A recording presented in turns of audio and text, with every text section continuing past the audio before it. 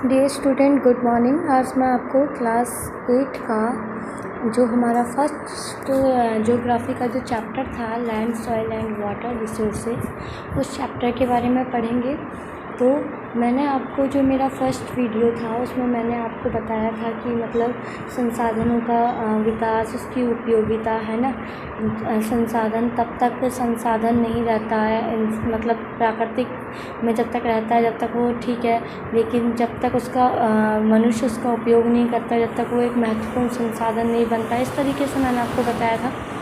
भूमि संसाधन जो था, मैंने बताया था कि भूमि का हम कैसे कैसे यूज़ करते हैं, ठीक है।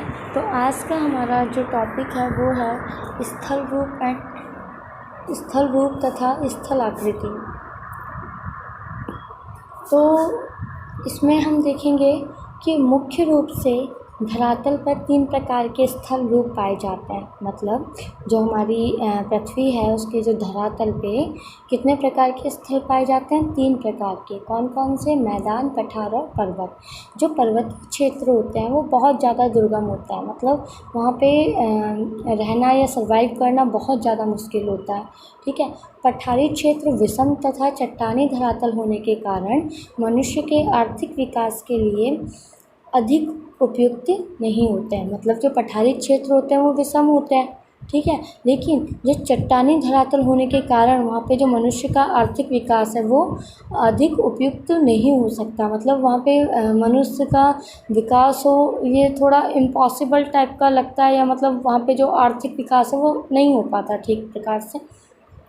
मानव निवास के लिए मरुस्थलीय एवं वनच्चित क्षेत्र भी विषम परिस्थितियों के कारण अधिक उपयुक्त नहीं होते। मरुस्थलीय मतलब जो प्लेट्यू एरिया होता है, जो वनों से ढका हुआ जो जंगल कह सकते हैं वाले जो क्षेत्र होते हैं, विषम परिस्थितियों के कारण भी वहाँ पे भी जो अधिक ये सारी चीज़ें अधिक उपयुक्त नहीं होती, ठीक है। जो पठारी पर्वतीय या फिर वनच्चित मतलब वनों से ढका हुआ जो और मरुस्थलीय क्षेत्रों में इनकी अधिकता के कारण मानव जीवन बहुत सीमित होता है। मतलब पठार होने के कारण, पर्वतीय क्षेत्र होने के कारण, वनों से ज़्यादा ढका होने के कारण या मरुस्थलीय होने के कारण वहाँ पे जो मनुष्य का जीवन है वो एक सीमित होता है। ज़्यादा ना तो अधिक होता है ना ज़्यादा कम, बिल्कुल एकदम कहते हैं ना सीमित, ठीक है भाई, इतना ही हो जाए वही बहुत है, इस तरीके से एक अनुमान लगा के चलना, ऐसा वाला होता है। ऐसे क्षेत्र वनस्पति की कमी, अधिकता एवं कठोर जलवायु के कारण प्राय निर्जन होते हैं।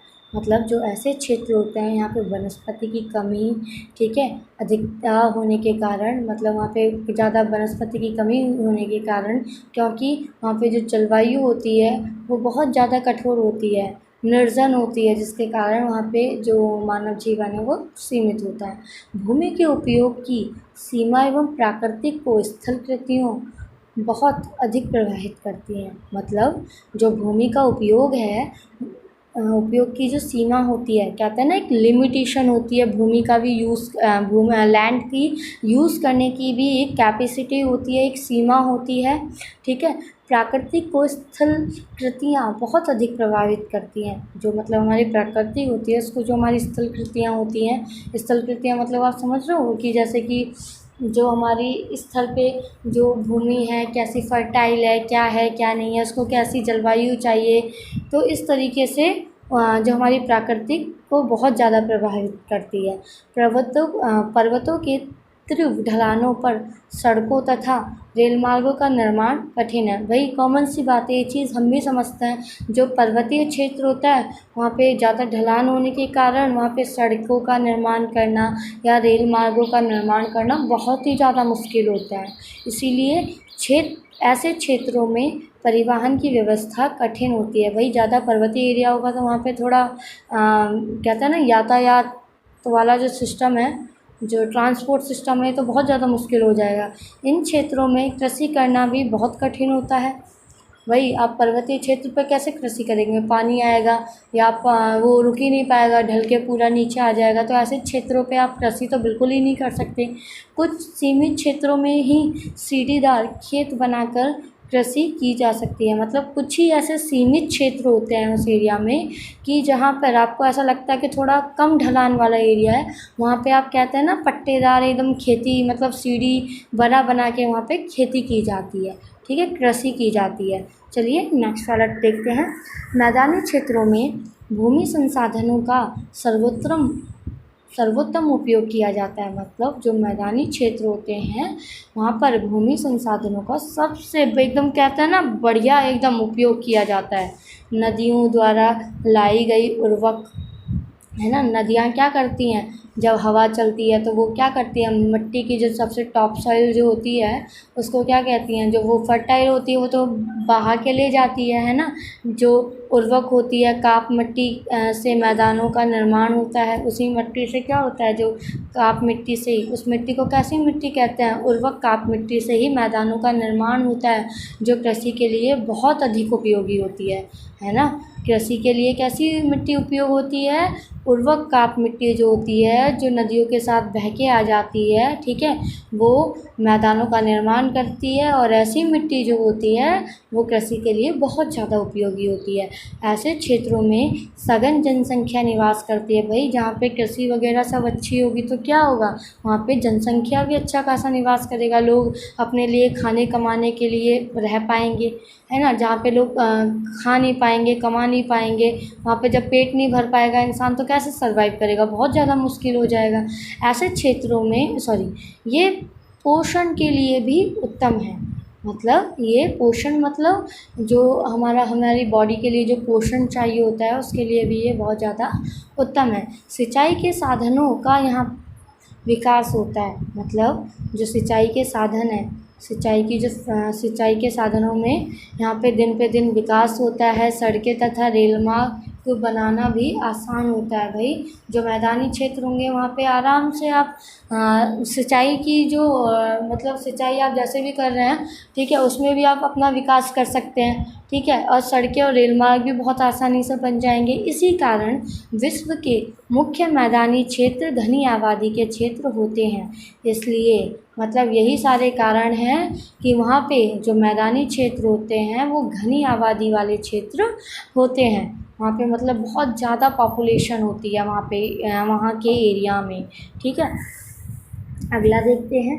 पठारी क्षेत्रों की प्रमुख वनस्पति घास होती है। मतलब जो पठारी क्षेत्र होते हैं वहाँ की जो एक कहते हैं ना कि मतलब प्रमुख वनस्पति जो होती है वो वहाँ पे क्या होती है, घास होती है।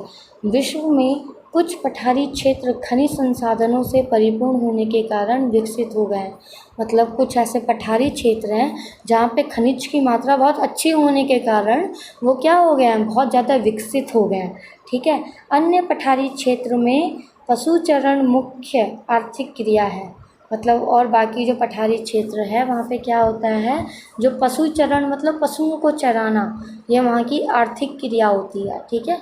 पहाड़ी क्षेत्रों में वन अधिक होने के कारण मुख्य व्यवसाय लकड़ी काटना है। मतलब पहाड़ी क्षेत्र जो होते हैं वहाँ पे ज़्यादा जंगल होने के कारण, वन एरिया ज़्यादा होने के कारण वहाँ पे क्या होता है, वहाँ पे जो मुख्य व्यवसाय होता है लोगों का वो लकड़ी काटना होता है, ठीक है। उपयुक्त बातों से स्पष्ट हो जाता है कि स्थल कृतियाँ भूमि के उपयोग को प्रभावित करती हैं, है ना। वही ये तो हम सब लोग समझते हैं कि जो स्थल कृतियाँ होती हैं वही जैसी भूमि जहाँ पे होगी वैसी वहाँ पे उसका उपयोग भी वैसा ही होगा। अगर मान लो उपयोग जैसे कहते हैं राजस्थान की जो भूमि है वहाँ पे हम कृषि नहीं कर सकते हैं, या फिर मतलब वहाँ का जो जलवायु बहुत कठोर है, ठीक है, तो क्या है, मिट्टी वहाँ की फर्टाइल नहीं है जो सॉइल है। तो इस तरीके से जो स्थल कृतियाँ होती हैं वो हमारी भूमि के उपयोग को बहुत ज़्यादा प्रभावित करती हैं। भूमि संसाधन सीमित तथा स्थिर है। जो भूमि संसाधन है वो कैसे हैं, सीमित हैं और स्थिर है। इनका विस्तार नहीं किया जा सकता। वही इनका विस्तार नहीं किया जा सकता। पृथ्वी के 71% भूभाग पर स्थल मिलता है। कितने परसेंट भाग पर स्थल मिलता है, 71% भूभाग पर स्थल मिलता है पृथ्वी के। भूमि के कुल उपलब्ध भाग का 40% भाग पहाड़ी एवं पर्वतीय क्षेत्र है। भूमि के उपयोग के लिए जो अनाकर्षक है, जनसंख्या वृद्धि के कारण भूमि संसाधनों पर जनसंख्या का दबाव लगातार बढ़ता जा रहा है। भाई भूमि तो वही 71% है, जनसंख्या बढ़ती जा रही है, तो क्या हो रहा है, भूमि के ऊपर भी उसका जो कहते हैं ना दबाव लगातार बढ़ता चला जा रहा है। भाई पॉपुलेशन ज़्यादा होगी, जब ज़्यादा होगी तो लोगों की डिमांड ज़्यादा होगी, उनके लिए फैक्ट्रियाँ भी चाहिए, रहने के लिए भी जगह चाहिए, कृषि भी करने के लिए स्थल चाहिए, तो क्या होगा, भूमि के ऊपर तो दबाव पड़ेगा, जिससे कम लागत से अधिक उपयोगिता प्राप्त की जा सके। मतलब अतः भूमि का नियोजन उपयोगी जरूरी है। सही बात है कि भूमि का नियोजन उपयोगी जरूरी है, जिससे कि कम लागत से हमें भूमि का नियोजन करना चाहिए, ठीक है, जिससे कि कम लागत से अधिक उपयोगिता प्राप्त की जा सके। चीन में यहाँ पहाड़ी एवं पर्वतीय क्षेत्र अधिक हैं। जनसंख्या का संकेंद्रण केवल 1/3 क्षेत्र पर ही है। चीन में कृषि क्षेत्र भी कम है, लेकिन चीन ने अपनी भूमि का नियोजन पूर्ण उपयोग किया है। मतलब ऐसा नहीं है कि चीन के पास बहुत ज़्यादा फर्टाइल एरिया या बहुत ज़्यादा सारी चीज़ें हैं, लेकिन उसके बावजूद भी जो चीन है उसने अपनी भूमि का ठीक प्रकार से नियोजन पूर्ण उपयोग किया है, जिस कारण वह अपनी विशाल जनसंख्या का वही नियोजन करेगा, तभी तो उसकी जो विशाल जो वहाँ पे जो जनसंख्या निवास करती है उसका भरण पोषण ठीक एकदम सफल प्रकार से कर पाएगा, है ना। अगर नहीं करेगा तो क्या होगा, एरिया मतलब कहते हैं ना वहाँ की जो जनसंख्या है वो भूखी मरेगी, काम करने के लिए जगह नहीं होगी लोगों के पास। इसलिए हमें जितना भी होता है उसका बहुत अच्छी तरीके से यूज़ करना चाहिए। ऐसा चलिए जो हमारा नेक्स्ट है, विभिन्न उद्देश्यों के लिए भूमि का उपयोग। अब हमारा नेक्स्ट टॉपिक है कि विभिन्न उद्देश्यों के लिए भूमि का उपयोग। तो ऐसा अनुमान लगाया जाता है कि विश्व की कुल लगभग 10% भाग पर खेती की जाती है या खेती होती है, ठीक है। ऐसा एक कहता है ना, हमारी ऐसी सोच है, ऐसा अनुमान लगाया जाता है, ऐसा सोचा जाता है कि विश्व की कुल लगभग जो 10% जो भाग है उस पर ही खेती की जाती है, और एक तिहाई से कुछ कम भाग पर वन है। एक तिहाई मतलब एक एरिया का बिल्कुल एकदम थर्ड पोर्शन होता है ना, उतने भाग पर वन है। लगभग 1/4 भाग पर चारागाह है। मतलब 1/4 एक एरिया का मतलब जो चौथा भाग है उस पर चारागाह मतलब जो पशुओं के चराने का जो जगह होता है। शेष भूमि या तो अन्य उद्देश्यों के लिए उपयोग में लाई जाती है या अनुपयोगी है। या तो जो बाकी बची हुई भूमि है उसका हम लोग क्या करते हैं, अपने जो ज़रूरत है उसमें उपयोग करते हैं, या तो वो अनुपयोगी है। किसी निश्चित समय पर किसी देश के भूमि उपयोग को अनेक कारण प्रभावित करते हैं। मतलब जैसा भूमि का उपयोग होता है तो उसके लिए क्या करते हैं, जैसे लोग ज़्यादा है तो वहाँ पे लोग रहने के लिए, जहाँ पे लोगों की जनसंख्या ज़्यादा है तो वहाँ पे इंडस्ट्रियल एरिया भी ज़्यादा होगा। तो भूमि का जो उपयोग होता है उसको अनेक कारण प्रभावित करते हैं, जिसमें भौतिक कारक जैसे स्थलकृति, मिट्टी, जल की उपलब्धता, है ना, वहाँ की स्थलकृति कैसी है, मिट्टी की, जल की उपलब्धता है, जलवायु, खनिज प्रमुख है, उर्वरक मैदानों में कृषि भूमि उपयोगी है। जो उर्वरक जो मैदान होते हैं वहाँ पे कृषि भूमि उपयोगी होती है। खनिज संपन्न क्षेत्रों में खनन कार्य मुख्य होता है। मानवीय एवं आर्थिक कारक भी भूमि उपयोग में महत्वपूर्ण है। जो हमारी मानवीय होता है और जो आर्थिक कारण है, ये भी जो हमारे भूमि उपयोग होता है उसमें बहुत ज़्यादा महत्वपूर्ण है ना। तो ये भौतिक कारक क्या करते हैं, हमारी भूमि को बहुत ज़्यादा प्रभावित करते हैं। एक तो उसकी स्थलकृति, मिट्टी की, जल की उपलब्धता कैसी है, हमारी जो जलवायु है वो कैसी है, खनिज कैसा है, ठीक है। तो इस तरीके से ये सारे जो भौतिक कारण हैं, ये जो भूमि होती है उस भूमि के जो उपयोग है उस पर उसके ये क्या है, भौतिक कारक हैं। उदाहरण के लिए घटिया अयस्क के क्षेत्रों में खनन कार्य की लागत ऊंची होने के कारण खनन कार्य का विकास नहीं होता। मतलब खनन करने की जो लागत होती है, मतलब उसका जो खनन कार्य जो होता है उसमें लागत बहुत ज़्यादा मात्रा में लगती है। लागत समझ रहे हैं ना आप, उसको उसमें खर्च ज़्यादा होता है, ठीक है। तो वो जो विकास कार्य है, विकास का जो कार्य है वो नहीं होता।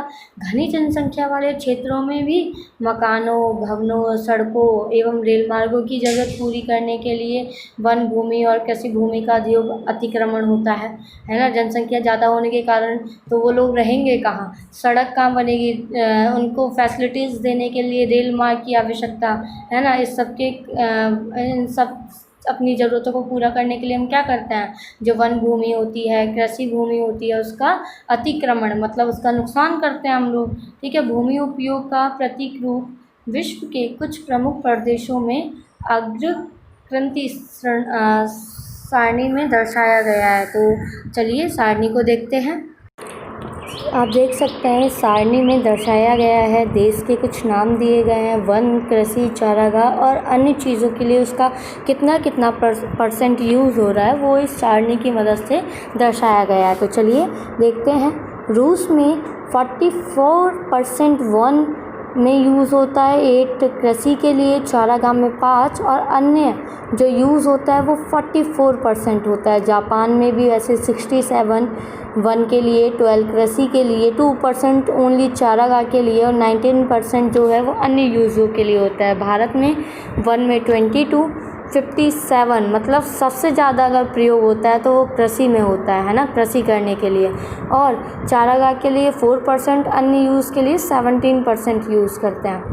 ठीक उसी प्रकार फ्रांस में वन जो है वो 27%, कृषि में 35, चारागाह में 21 और अन्य में 17। कनाडा में वही वन जो है वो 39, कृषि 5, चारागाह 4 और अन्य मतलब सबसे ज़्यादा जो यूज़ होता है इसका वो अन्य चीज़ों में किया जाता है। ऐसे ब्राज़ील, चीन, ऑस्ट्रेलिया, अमेरिका, यूनाइटेड किंगडम में इस तरीके से अलग अलग यूजेस किए जाते हैं। चलिए एक सारणी को नीचे दर्शाया गया है, तो चलिए ऐसे पढ़ते हैं उसको कि उपयुक्त सारणी से ज्ञात होता है कि भारत कृषि भूमि की दृष्टि से एक भाग्यशाली देश है। मैंने अभी बताया कि जैसे कि जो भारत में जो कृषि में सबसे ज़्यादा यूज़ किया जाता है तो क्या माना जाता है उसकी दृष्टि से कि जो भारत है वो एक भाग्यशाली देश है। कृषि भूमि का प्रतिशत यहाँ विश्व में सबसे अधिक यानी 57% है, ठीक है। कृषि के अंतर्गत भूमि कनाडा 5%, रूस में 8%, ऑस्ट्रेलिया में 6% एंड ब्राज़ील में 9%, जबकि फ्रांस में 35% एवं यूनाइटेड किंगडम में 29% है, ठीक है। देख रहे हैं ना आप इसका यूजेस कितना कितना है। पर्यावरण की दृष्टि से किसी देश की 30% भूमि पर वन होना जरूरी है, लेकिन भारत में 22% भूमि पर ही वन पाए जाते हैं। ब्राज़ील में 66% और जापान में 67% क्षेत्र पर वन पाए जाते हैं। तो भाई ठीक है, वहाँ पे ज़्यादा वन पाए जाते हैं तो वहाँ पे उस तरीके से यूज़ भी होता है उनका। विश्व में पशुओं की सबसे अधिक जनसंख्या भारत में है, ठीक है, लेकिन यहाँ केवल 4% भूमि पर ही चारागाह पाए जाते हैं। मतलब यहाँ पे पशुओं की जनसंख्या तो काफ़ी ठीक ठाक है, लेकिन काफ़ी अच्छी है, काफ़ी ज़्यादा है, लेकिन तब भी यहाँ पे जो कहते हैं ना भूमि पर जो चारागाह जो स्थल है वो ओनली 4% है। चीन में 34%, यूनाइटेड किंगडम में 46 एवं ऑस्ट्रेलिया में 56 भूमि पर चारागाह पाए जाते हैं। पशुपालन एवं पशुचरण जैसी आर्थिक क्रियाएं ब्राज़ील, फ्रांस, चीन, यूनाइटेड किंगडम एवं तथा ऑस्ट्रेलिया में अधिक विकसित है। वहाँ पे पशुपालन करना, पशुचरण का ये जो आर्थिक क्रियाएं होती हैं वहाँ पे काफ़ी ज़्यादा विकसित हैं, ठीक है, बहुत ज़्यादा डेवलप्ड है। वन का अधिक क्षेत्रफल होने के कारण कनाडा, ब्राज़ील, अमेरिका, रूस और जापान आदि देशों में वनोद्योग अधिक विकसित है। मतलब वन के जो ये उद्योग किए जाते हैं वो बहुत ज़्यादा डेवलप्ड है इन एरिया में। कौन कौन से एरिया में दोबारा देखते हैं, कनाडा, ब्राज़ील, अमेरिका, रूस, जापान में वन उद्योग जो हैं वो बहुत ज़्यादा अधिक डेवलप्ड है। किसी भी देश की भूमि का क्षेत्र निश्चित होने के कारण वहाँ विभिन्न भूमि उपयोग के माध्यम प्रतिस्पर्धा पाई जाती है। भूमि के स्वरूप और समुदाय की ज़रूरत के अनुसार भूमि उपयोग की योजना बनाने से अच्छे परिणाम प्राप्त होते हैं। मतलब अगर हमें ठीक से भूमि का यूज़ करना है तो उसके लिए हमें क्या करनी होती है, हमें अपनी प्लानिंग्स तैयार करनी होती है। अगर प्लानिंग्स अच्छी नहीं होंगी तो हमें बाद में नुकसान होता है। ठीक है, भूमि का उपयोग असावधानी से करने पर उनके अनेक गंभीर समस्याओं का सामना करना पड़ता है। मतलब अगर हम भूमि का ऐसे उल्टी सीधी चीज़ों में यूज़ करते हैं, असावधानी से पूर्वक से यूज़ करते हैं, असावधानी पूर्वक अगर यूज़ करते हैं, उसका प्रयोग करते हैं तो हमें गंभीर समस्याओं का सामना करना पड़ता है। ठीक है, मृदा का अपवर्तन, अब वो कौन कौन सी समस्याओं का सामना करना पड़ता है, जैसे मृदा का अपवर्तन, कृषि भूमि में कमी, है ना, कृषि भूमि में कमी आने लगती है, तथा मरुस्थलीकरण आदि ऐसी कुछ समस्याएं हैं। तो आज जो हमने इस वीडियो में जो कंप्लीट किया है वो स्थलकृति और जो हमारा स्थल रूप और स्थल कृतियों के बारे में आज हमने इस चैप्टर में पढ़ा, और भूमि का जो उपयोग है वो आज हमने इसमें पढ़ा। तो और जो हमारा नेक्स्ट वीडियो होगा वो हम मृदा संसाधन के ऊपर बनाएंगे। तो आज के लिए इतना ही, और आप इसको घर पे एक बार बहुत अच्छे से रीड करेंगे। अगर कोई डाउट लगता है तो आप मुझे कमेंट करके पूछ सकते हैं। Thank you.